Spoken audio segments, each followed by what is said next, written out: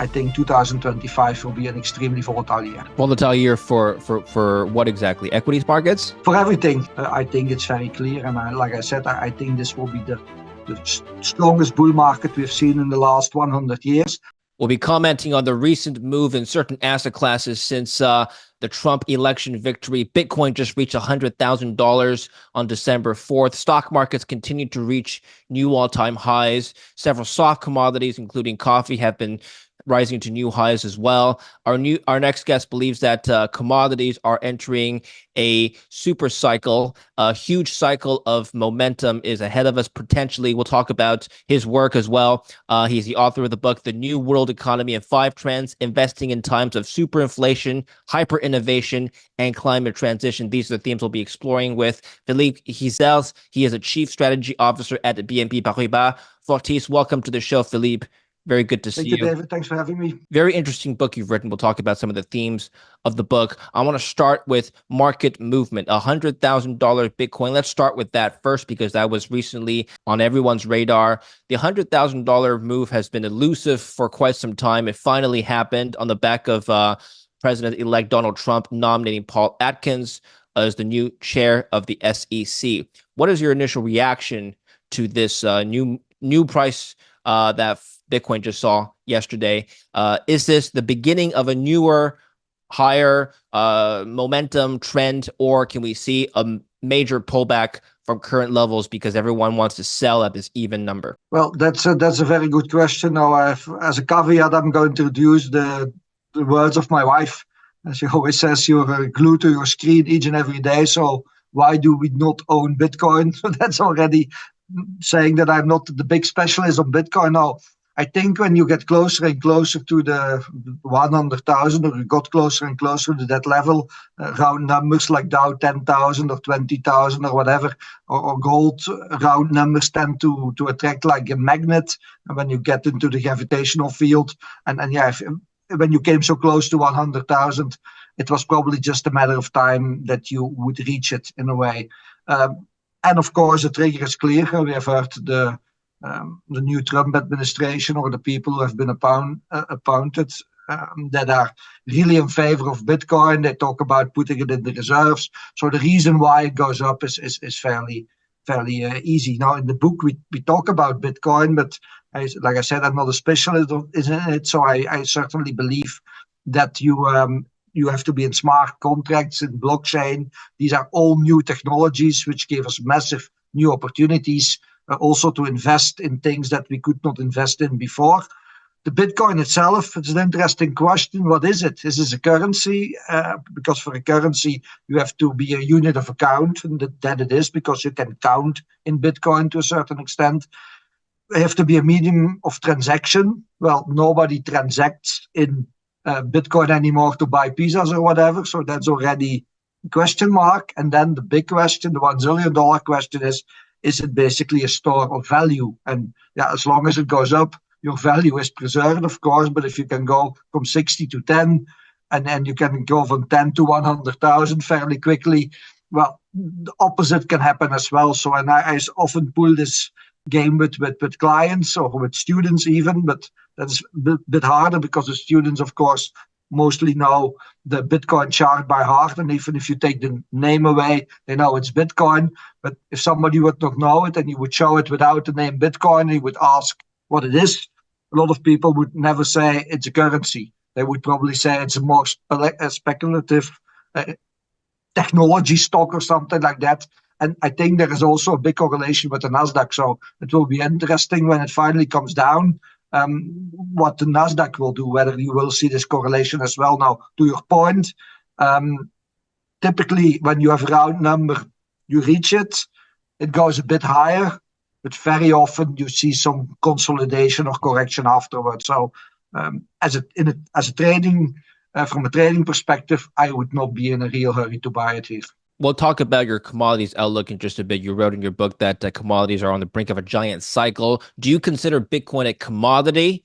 And if so, does it fit into your analysis of the commodity cycle that we're entering? Well, that's once again a difficult question. And when you have so much viewers and listeners, and you typically will ask difficult questions. Now, there is a clear correlation with gold. It looks a bit like gold in many ways because it does not yield anything. Gold does not yield anything.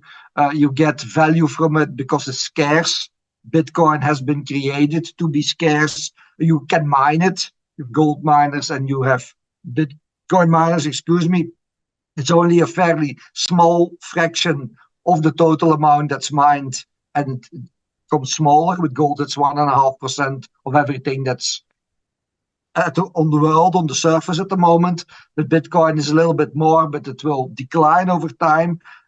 So it's because it does not yield cash flows, you cannot use traditional ways of valuing it. The only thing you can do with a commodity very often, and at the end of the day, it's all demand and supply, both for commodities and for Bitcoin, but you have normally a lower boundary because a commodity, whether it's gold or something else, typically does not go too far or too long below the marginal cost of production, because then you stop adding supply and then typically the price corrects a little bit. So you can put a lower boundary.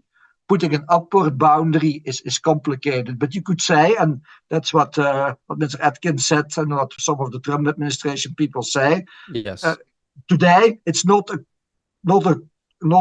competitor of the dollar; it's a competitor of gold.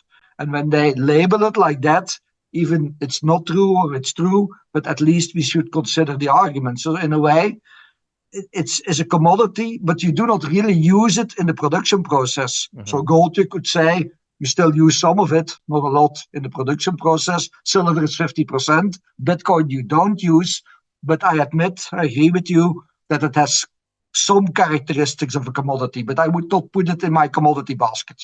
Before we continue with the video, I want to share a unique way to diversify wealth with art. According to Deloitte, the art and collectibles wealth held by ultra-high net worth individuals could reach $2.9 trillion by 2026. Earlier this year, Bank of America reported that 83% of multimillionaires under 43 are already collecting art or looking to add to it to their portfolios. That's where today's sponsor, Masterworks, comes in. They make it possible to invest in shares of high-value, blue-chip contemporary art without needing millions or a deep expertise.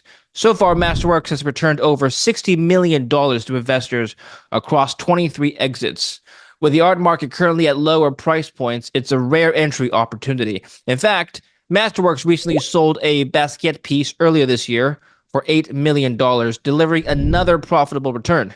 Scan the QR code here on the screen or go to masterworks.art/David Lin and the link down below to skip the waitlist and get priority access today.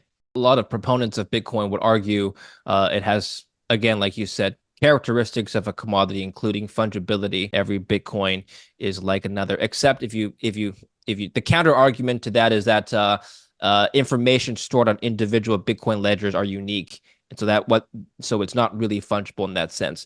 But the broader question is whether or not global liquidity will continue to support these asset prices, these movements that we've seen.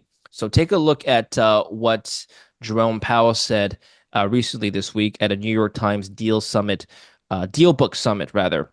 So he was commenting on the economy. Let's take a listen together, and I'll let you get your response, please. The U.S. economy is in very good shape right now. It's in remarkably good shape. We are the sort of envy of other large economies around the world, and I want to do everything I can to keep it there during the rest of my term, and I feel very good about where the economy is and where monetary policy is. We're going to go there in a moment, and I'm going to try a slightly different approach with you, which is this. Because this guy's not elected yet, or even confirmed.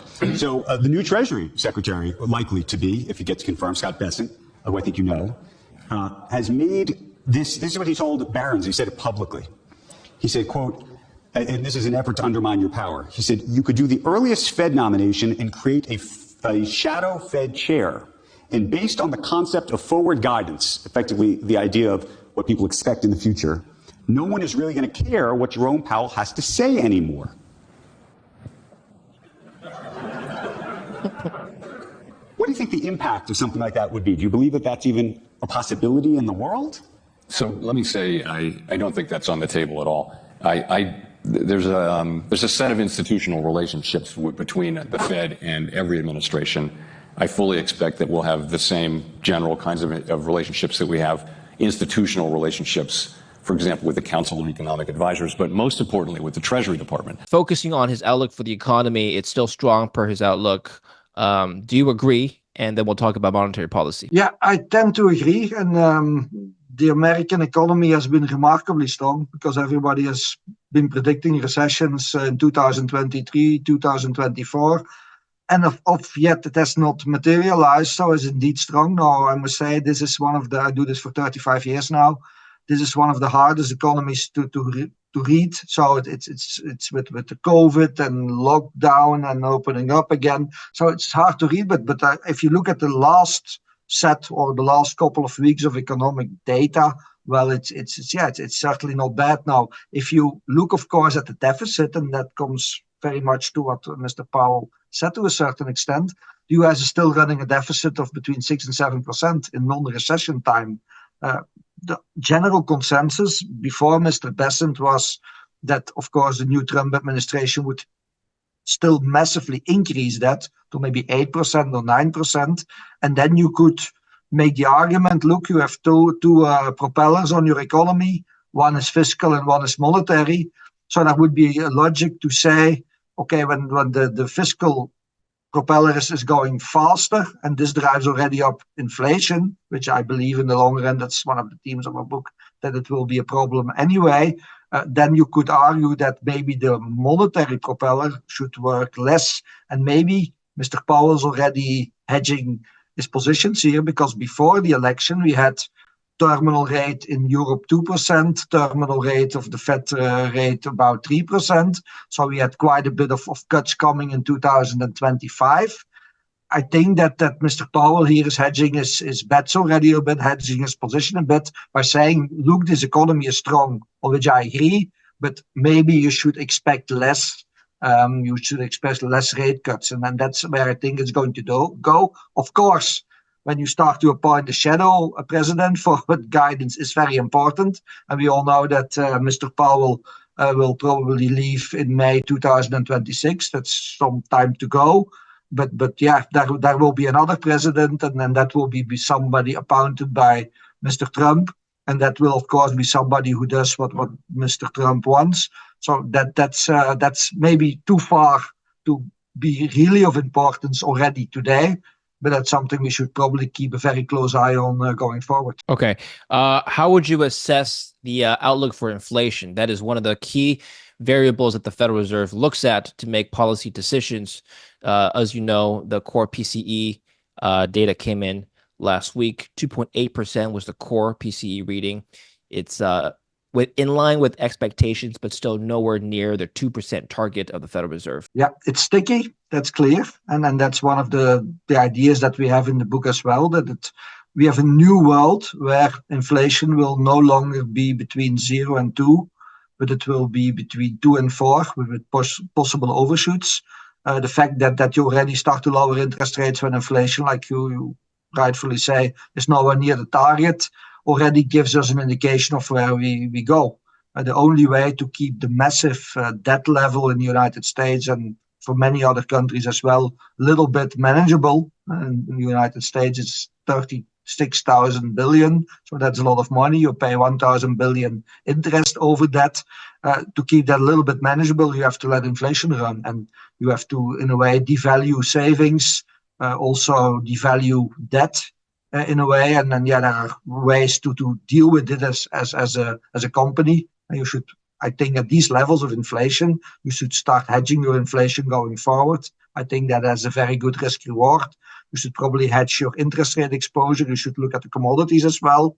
And as an investor, I think you should invest in real assets because I think money, cash, is a losing proposition for the next 10 years. So even though you could argue that some parts of the American stock market, US stock market are expensive, I still think it's way better to be on real assets, and that also is commodities, that's also real estate, that's pigeons, that's old-timers, that's wine, that's art, that's gold, that's silver, that are commodities, all things that are tangible, because the only way to keep this system more or less going is to allow for more inflation. That would already have been the case under the Powell and under another administration. I think that will be even more the case under the Trump administration. Speaking of the Trump administration, people are worried about tariffs and the impact of tariffs on inflation.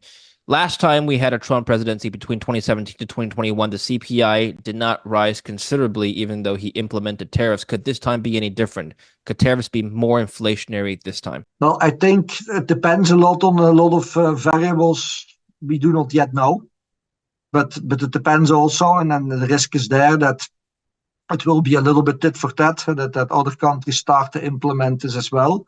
Now, if you have tariffs going forward everywhere, it typically hurts growth also everywhere, because the fact that for where I'm in Europe, when the US were to implement tariffs, it would maybe slow down growth in Europe and maybe let inflation interest rates come down a bit in the short term. But I think shorter supply chains, higher levels of inventory, a world that's less globalized, or in our book we call it multi-globalized. So it means that you globalize around blocks, a Chinese block, a US block, a European block. But of course, we're not able to speak with one voice at the moment. So I think Europe has quite a bit of issues going forward. You have the Russian bloc. You have Russia, which is of course not an important economy, but is a military power. You have countries like in India, Vietnam, and Mexico that manage to balance a little bit between the powers. Mexico becomes a question mark as well. But I think, to come to your question, I think this time we run the risk that is inflationary more in some parts of the world than other parts of the world. But what I think is a very important thing, the Pax Americana is over. You have different blocks, and that will create a lot of geopolitical uncertainty. That geopolitical uncertainty will translate into volatility on the financial markets, in currencies, in commodities, in equity markets. But also, you have no longer, I believe, and that there's a big question mark there as well, you have no longer a globalized economic cycle where everything goes in expansion together, everything goes in contraction together. So the blocks will move differently. Central banks will move differently as well. And that's like tectonic plates that start moving. And I think 2025, for that reason, economical and also geopolitical, I think 2025 will be an extremely volatile year. Volatile year for what exactly? Equities markets? For everything. Also for the euro dollar, for example, because since 2022, if you look at the chart of a euro dollar or a dollar euro, as you look at it probably, because you look at the other way around, but in both cases, it has been reasonably horizontal, it has been stable. Before you had some very big moves.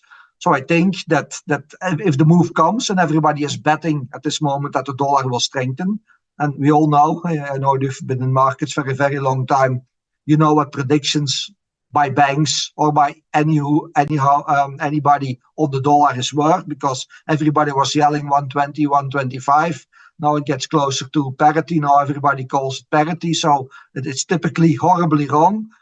But whatever move it will be, I think it will be volatile. And we all know if the euro dollar moves, that everything attached to the euro dollar, and that's all the rest of the currencies, will be volatile as well. We already see that in emerging markets, which are weak because the dollar is strong.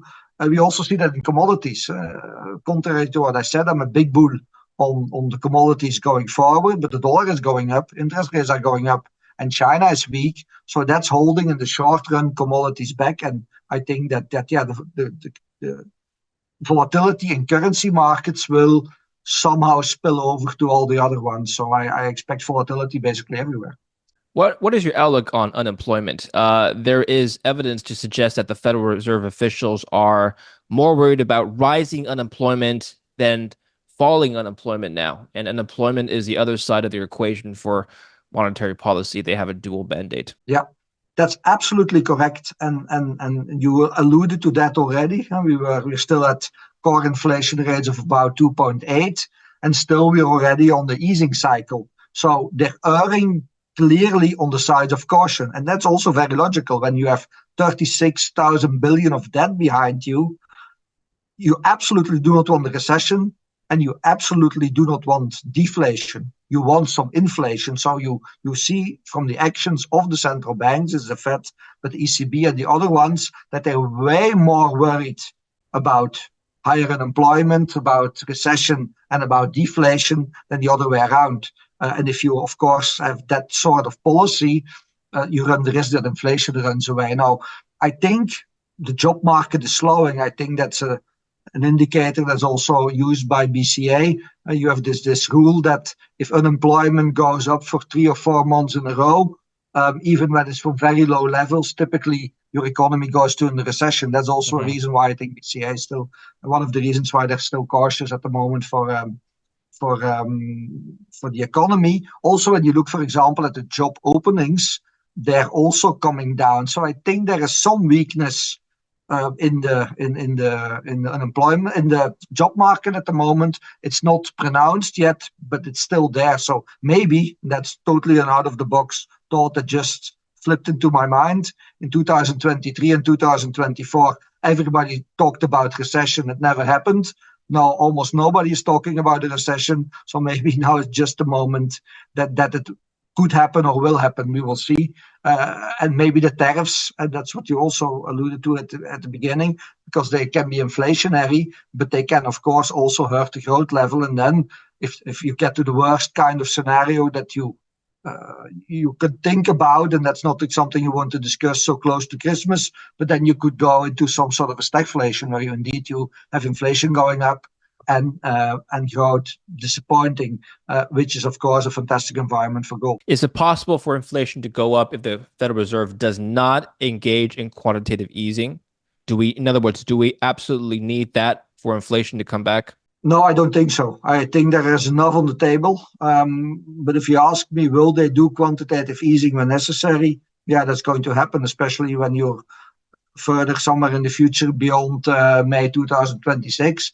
You should also reason then you're not too far from the next election cycle. So they will absolutely want to prevent a recession then. And if they need to, they will quantitative ease, especially. And then we talk more about the long end of the curve, which has been creeping up immediately after the election results. Now it's come down once again a little bit, but we should keep a very close eye on the long end, because if the rest of the world starts to sell treasuries, and we all know that the holdings of foreigners of US treasuries used to be 34%.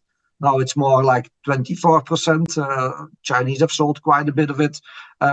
It's not a big problem, but it's something that we should keep an eye on. But I'm absolutely convinced that when push comes to shove and when you really need, they will quantitative ease again and they will expand the balance sheet again. But I think inflation can go up without it. What's your outlook for the US dollar? I'm going to play for you a clip of Vladimir Putin, speaking about Bitcoin and his broader message about de-dollarization. Take a listen and we'll talk about the US dollar. Кто может запретить? Никто. А использование других электронных средств расчета? Кто может запретить? Никто, потому что это новые технологии. И чего бы ни было, чего бы ни происходило с долларом, эти инструменты так или иначе будут развиваться, потому что все будут стремиться к тому, чтобы снижать издержки и повышать надежность. Okay, so his broader message about what's going to happen to the dollar. It's a good question. What do you think is going to happen to the dollar? I think Russia, as you know, has a political interest to de-dollarize. Not everyone does. But is he right to be worried about the dollar losing value? Well, like I said, when young people come to a trading room or to come to a wealth management division and they want to trade the dollar, I always say, take something else. Take soybeans, take equities, take pork bellies, whatever you want, because the dollar, everybody is wrong all the time. And like I said, everybody at 120, 125 for a euro dollar, and now at 20 other way around, and now everybody else parity, and that's very well possible. And if you look at interest rates differentials, it's always easy explaining afterwards, but when you look at interest rates differentials, well, it points in the direction of the dollar, so you could see a strengthening. But what you also could see, and that's an out-of-the-box idea, I think, Donald Trump, is a deal maker. He could also go to the Chinese and to the Europeans and say, look, I will go a little bit easier on tariffs, but then your euro and your yuan, for example, should go up. And then we would be back in at the beginning of the 80s with the Louvre Accords and some others, accords where they discussed getting the dollar stronger or weaker. And we all know that they can do that, and they could call it the Lago Accord to his state in Florida, where they would all sit together. And because a stronger dollar does not benefit, Donald Trump doesn't necessarily, he wants a stable dollar, but when the dollar is too strong, the trade deficit goes up. And he believes, and he honestly believes that I think, that everybody is taking advantage of the United States. So he wants the trade deficit down, which, by the way, will be a very difficult thing to do. But he could try to pull some sort of a deal. And then all of a sudden, the dollar could weaken and the euro could strengthen. So to our clients on the corporate side, we say, whatever exposure you have, and you would expect the banker to say that because a banker always makes money when a client buys a hedge. But I would hedge it at this moment in two directions because I'm always very much afraid. It was, I think, on the cover of The Economist a couple of days ago. You've probably seen it, or weeks ago. The envy of the world. Yes, the dollar. that was the October issue of The Economist. Yeah. You're right. When it's on the cover, we had the death of inflation just before inflation on the cover of Business Week with a plastic dinosaur just before it shut up. We had the death of equities at the beginning of the 80s. So I do not like that type of cover because that means that the consensus is very much in one direction, and maybe you should look the other way. Well, do you think in the short term tariffs could be a boost for the US dollar as other currencies drop, other capital flows out of other currencies? Yeah. Well, that's it, but that's not only trade because in a certain extent the US has a massive trade deficit, and if you would reduce it in the margin, this would help. But the reason why the dollar is going up is more investment flows than trading flows. You have to know a currency, what the currency pair is going to do. You have to know what the trade flows are, what the investment flows are, and basically what the central banks are going to do, because the central banks, to a certain extent, have a very big impact on these flows. But as long as everybody wants to buy Nvidia and wants to buy the Magnificent Seven, we see that in Europe once again this year. I'm on the European side of things, so we have to make the asset allocation each and every time. And the asset allocation boils down to the simple question: how much Magnificent Seven are you going to buy? Knowing that if you do not have enough, you lack your competitors. So that's been a major the question about value to growth, US, non-US, technology, all the rest. It's always the same. How much of the Magnificent Seven do you hold? And as long as the entire world goes from active management to passive management, and each and everyone buys the S&P 500, money flows to the United States. And it's a little bit of a paradox, or even an irony, in the sense that Europe has a massive savings surplus. China has a massive savings surplus because we have trade surpluses as well. But basically, we invest everything in the United States. And as long as the entire world does that, the dollar will be strong and the US stock market will be strong. So that's one of the major questions in my mind. Will 2025 be the year that this changes, knowing that the last 14 years, basically since the financial crisis, the flows have been one directionally in the direction of the United States. What would this next financial crisis look like given current conditions? Well, you ask extremely difficult questions. No one knows for sure, but we can speculate. And you ask me about prepare. a black swan. That's by definition not predictable. I saw an image somewhere. The outlook for next year, I don't know which bank it had, but they had about 25 black swans on the cover. So there are a lot of them. So basically, we don't know. But I think a serious correction somewhere in the equity market I think it would be more a correction in the equity market that hurts the economy than the other way around. Because with all the problems and all the debt and everything that we have, I think there is very often a simple rule. In economics, when you have a huge boom, you run the risk of having a huge bust. There is not a huge boom in the economy. You do not have overinvestment. The consumer is not overexposed. So the only part of the economy where you have a debt problem, that's on the government level. So that there could come from that all of a sudden people do not want to hold government debt or debt, whatever. That's one thing. And that could hurt the economy, or you have some sort of an accident in the stock market that would hurt the economy. So I think if there is an accident, it will become more from the financial side, and it will translate into the economy than the other way around. And you actually wrote about the future of trade and globalization in your book. you wrote that multi-globalization is a theme. So countries seek to diversify their trade away from the superpowers. Explain this phenomenon, please, and the impacts on assets that are not dollar related. Yeah, that's an interesting one. So we do not call it deglobalization. So I think that if you look at the big scheme of things, we say, okay, after COVID, we've entered a total new era, which resembles the 60s and the 70s, and resembles way less the period from 82 until COVID. So we've started a new cycle in inflation, in interest rates, in commodity behavior, and so on. But also in the globalization story, because from 82 onwards, we easily say, okay, the inflation of the 60s and the 70s that were energy shocks, oil shocks.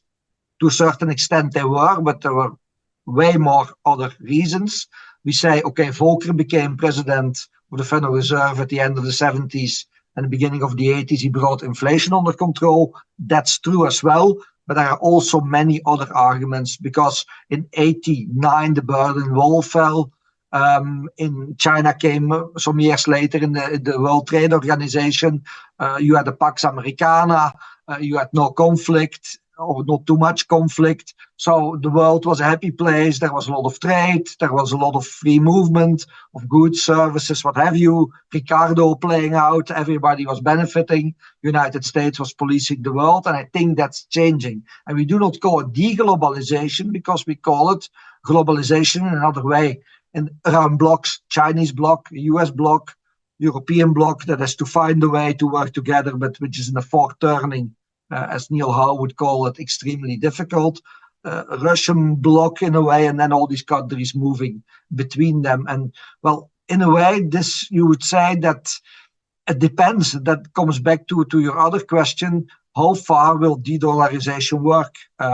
Because a lot of these countries, BRIC countries, want to get rid of the dollar. And what you see is that the US economy, what is it, about 30% of the world economy? But if you look in the MSCI world, in the market capitalization is about 75% of the market cap. So even though the rest of the world has become bigger, in terms of market cap, it has become smaller. And that's something that they look at the moment. And if you look at the election of Trump, the initial reaction was clearly that a lot of these emerging market currencies were sold down and were very weak. So I think there is something to look at. Maybe, once again, maybe, and it's a big if, 2025 will be the year that finally emerging markets start to perform once again. But that's once again the same question. Europe has underperformed the US since the financial crisis. Emerging markets have done exactly the same. So it's always the same question. But I think there is a real will in some of the BRIC countries, for obvious reasons, to get away from the dollar. But in my mind, the dollar is a reserve currency, and it will be the reserve currency for quite some time to come, unless they do something funny with Bitcoin. Well, let's finish off on commodities. So you wrote in your book as well that we're on the brink of a giant cycle. I've alluded to this several times in this interview. You have a chart showing the estimated demand for metals in particular. And I'll just show this chart on the screen for the audience to look at. Estimated demand for metals. This is the one that I'm referring to. How are you interpreting this chart, Philippe?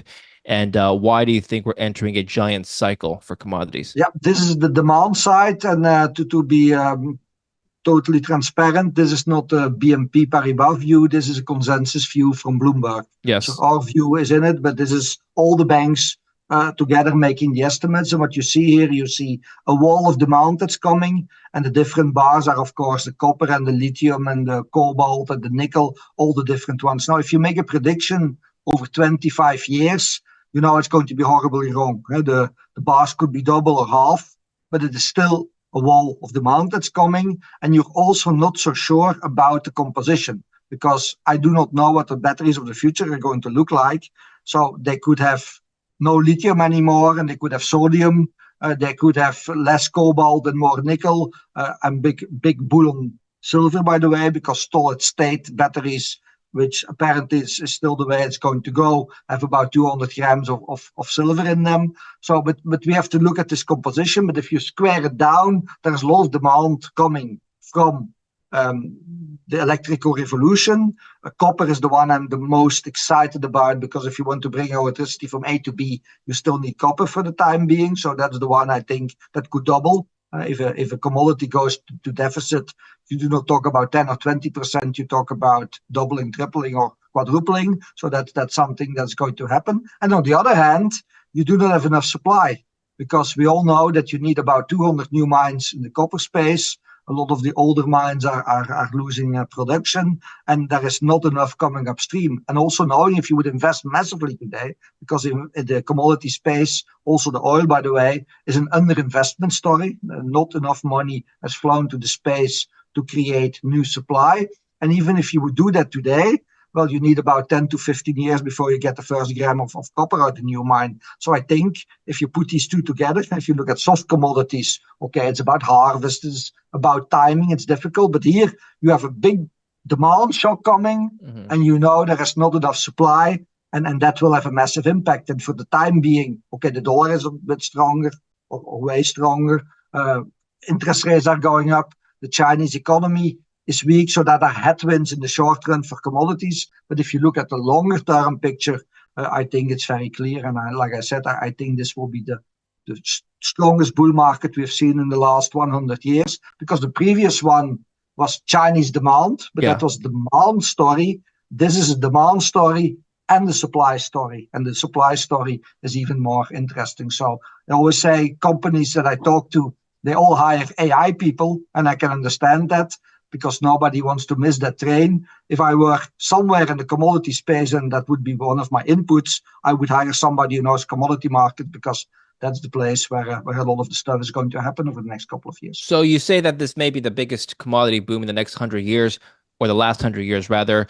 Focusing on the metals, what kinds of metals do you think would have the most potential? Are we talking about the industrial metals, copper, nickel, zinc, so forth, or precious metals, gold, silver, palladium, platinum? I'm a big bull on copper, on silver and gold, because I think people will hedge all the geopolitical worries in gold.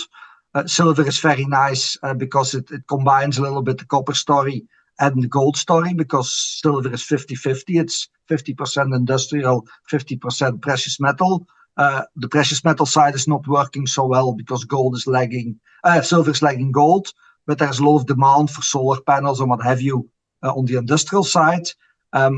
So that's interesting. If you would have me pick, I love gold, I love copper, but I'm the biggest, would prefer silver, because it takes from the two sides. Now, there is no bubble whatsoever in gold, because investors have been selling gold. We see that in the ETFs.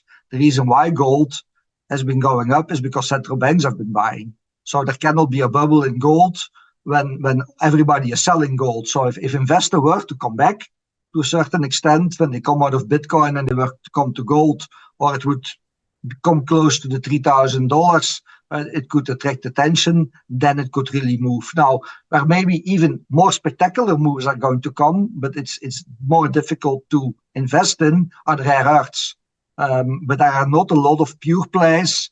There is not a lot of stocks listed in Europe or the United States. It's very much dominated by China. But you have these things like antimony and gallium and germanium and those kind of things. US used to be strong in the 70s in rare earths, but they gave that entire position away to China. So they control these markets, and there you see moves of times 3 and times 4 very quickly. And that makes it complicated, because you need this stuff also for every type of device that you hold. So if the US has the Chip Act and they say, okay, you no longer get chips smaller than 30 nanometers or something, then China can say, okay, then you don't get the rare earths anymore. And then we're very quickly in some sort of a trade war again. And then, I can only repeat that is extremely inflationary in my mind. Okay. And then final question, I have to circle back to trade. Is it possible that protectionist measures could dwindle the demand for some of these commodities? Let's suppose there are retaliatory tariffs imposed on the US and vice versa on other trade partners. I mean, people still need their base metals and commodities, but in that case, what do they do? Well, if you cannot get your hands on it, it will be very complicated, and then that could indeed hurt your economy. So this is not good news, not for the US, not for China, not for Europe, because a trade war rarely is good news. Now, what you will see, and I think there the US and Canada, for example, are way further already than Europe, and because we are very weak, we have almost no commodities, we are very dependent on the Chinese rare earths and so on.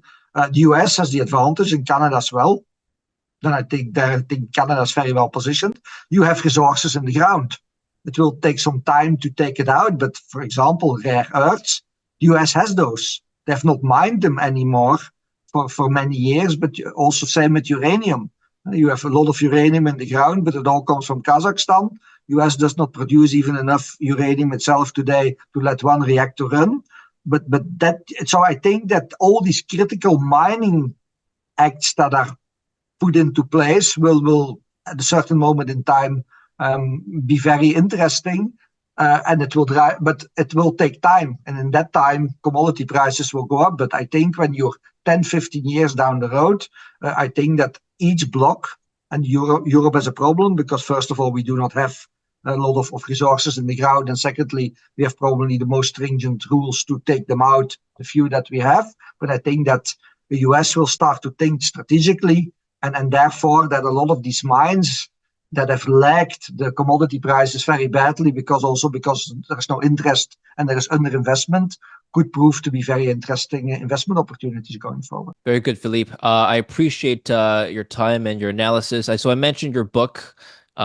We could find your book, I presume, on Amazon, correct? It's called, once again for the viewers, The New World Economy and 5 Trends, Investing in Times of Superinflation, Hyperinnovation, and Climate Transition. We haven't spent much time to talk about climate transition. We'll save that for another conversation, Philippe. But where else can we find your work? Where else can we learn from you? Well, I think it's in a lot of online, it's in the Barnes & Noble probably and so on, but I think Amazon is maybe the easiest way to go. Like Amazon is the easiest way to go for a lot of things these days, and that brings you back to American exceptionalism. So I think in the US. Are you on social media? Do you have a Twitter? I am on LinkedIn. I post on a very regular basis. I post charts. I post quotes. So I'm a big LinkedIn user. I'm on X as well. But the best place is LinkedIn, I guess. Great. Well, thank you very much, Philippe. We'll put the links down below. Thank you for watching. Don't forget to like and subscribe.